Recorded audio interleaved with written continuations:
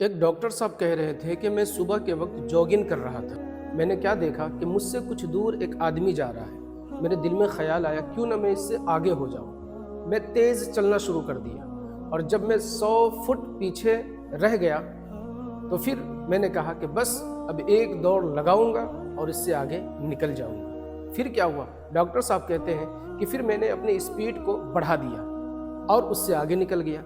जब उससे आगे निकला तो फिर मैंने कहा यस, मैं जीत गया, मैं कामयाब हो गया, मैं इनसे आगे निकल गया। हालांकि उस आगे वाले बंदे को पता ही नहीं कि रेस लगी हुई है। फिर सोचने लगे कि अपनी ज़िंदगी में भी तो हम लोगों के साथ ऐसा करते हैं। अपने साथ में रहने वाले दोस्तों से, वर्करों से, रिश्तेदारों से, हमसायों से मुकाबला में लगे हुए हैं। रेस लगी हुई है कि मैं ज़्यादा अहम हूँ, मैं ज़्यादा कामयाब हूँ, मैं ज़्यादा भारी हूँ। और इस मुकाबले और कंपटीशन की वजह से हम अपने सुकून को गारत करते हुए नजर आते हैं और ज़िंदगी की खुशियों से लुत्फ़ अंदोज़ नहीं हो सकते। इस कंपटीशन का, इस बेकार के मुकाबले का सबसे बड़ा नुकसान ये है कि ये एक ना ख़त्म होने वाला चक्कर है, क्योंकि हर बंदा किसी न किसी तरह से हमसे आगे ज़रूर है।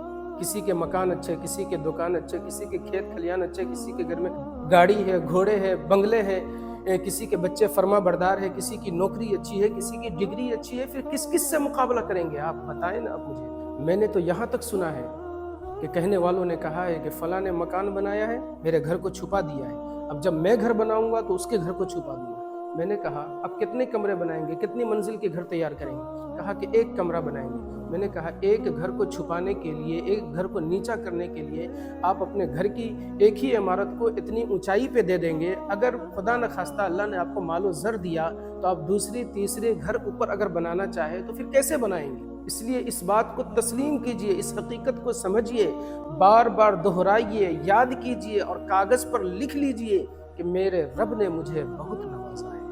हम गिनते हैं उन नेमतों को जो हमें नहीं मिली है, उन नेमतों का शुक्र अदा नहीं करते हैं जो अल्लाह तबारक व तआला ने हमें अता फरमाई है। याद रखिए, ये फजूल के मुकाबला बाजी हमारी खुशियों की डाकू है और ये ज़िंदगी का मज़ा भी किरकिरा कर देती है।